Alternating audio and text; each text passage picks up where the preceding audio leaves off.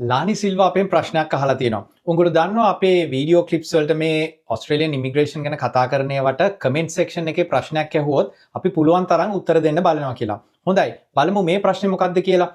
ලානි සිල්වා අහලා තියෙනවා අනේ සර් මම 309 වීසා එක ඇප්ලයි කරලා මාස 14යි. ලාස්ට් ඊමේල් එක ගිය මාසේ ආවා. ඇප්ලිකේෂන් ප්‍රෝග්‍රස් කියලා.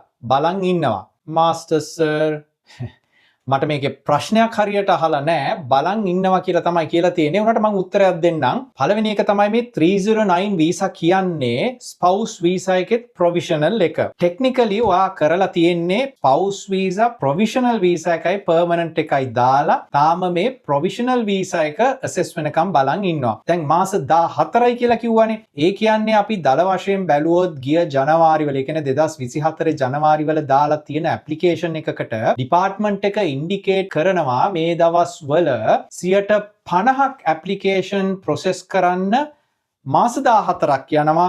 ඒ වගේම 90ක් ඇප්ලිකේෂන් ප්‍රොසෙස් වෙන්න මාස 26ක් යන්න පුළුවන් කියලා මට ඊමේල් වල තියෙන සමහර ඇප්ලිකේෂන්ස් මාස 30කුත් ගිහිල්ලා තියෙනවා. ඉතින් මේ වගේ වෙලාවට අපි හුඟක් වෙලාවට බලන්නේ හෝ කරන්නේ අපි කරනවා නම් එක ඇප්ලිකේෂන් එක ඩිසිෂන් රෙඩි කරන විදිහට ලෑස්ති කරලා දාලා සර්ටිෆිකේට් එකකුත් ඒ කියන්නේ සර්ටිෆිකේෂන් එකකුත් දානවා.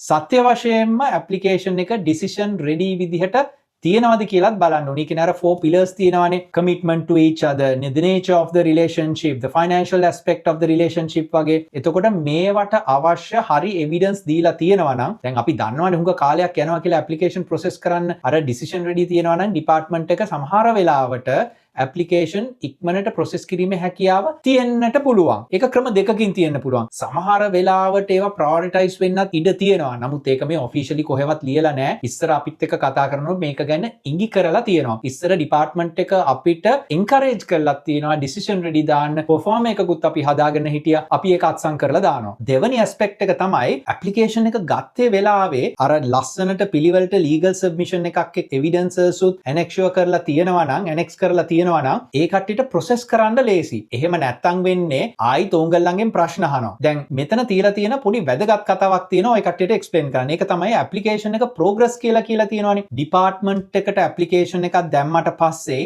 කොයි වෙලාවෙද ප්‍රෝග්‍රස් එකක් නැත්තේ කියලා කියන්නේ ඩිපාර්ට්මන්ට් එක. ඕනෑම වෙලාවක ඩිපාර්ට්මන්ට් එක ඔය වෙබ්සයිට් වල දාලා තිබ්බට ප්‍රෝග්‍රස් අතෙන්ට ගිහිල්ලා බලා ගන්න පුළුවන්. සමහර වෙලාවට අපේ ක්ලයන්ට්ස්ලටත් කියලා වෙනවා ඔයාගේ ඉමිග්‍රේෂන් ලෝයර්ගෙන් හෝ ඒජන්ට් කෙනෙක් නම් ඉන්නේ ඒජන්ට්ගෙන් හරි අහන්න කියලා. මෙලෝ ප්‍රෝග්‍රස් එකක් ඩිපාර්ට්මන්ට් එක ස්පෙસિෆික් ලෙවල් එකේ දෙන්නේ නැහැ. හම්බු වෙන්නෙත් නැහැ. ඇහුවට කියන්නෙත් නැහැ. ඇප්ලිකේෂන් එකක් දැම්මට පස්සේ ඩිපාර්ට්මන්ට් එක ඇප්ලිකේෂන් එක ග්‍රාන්ට් කරලා හෝ රිෆියුස් කරලා හෝ රික්වෙස්ට් for more information කියලා section 56 request එකක් එවනකම් බලන් ඉන්න විතරයි තියෙන්නේ.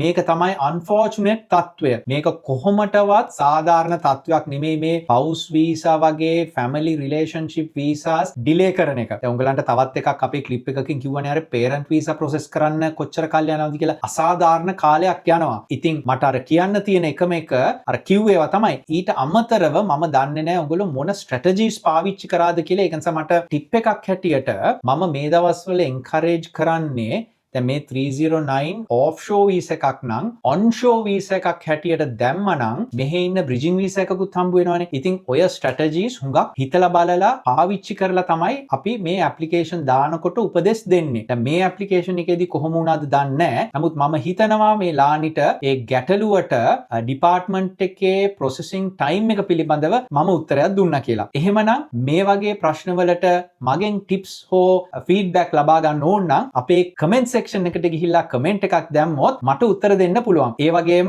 අපේ channel එකට like එකකුත් දාගෙන යන්න. එහෙනම් ඊළඟ ප්‍රශ්නෙන් ඊළඟ වීඩියෝ එකේදී හම්බ වෙමු.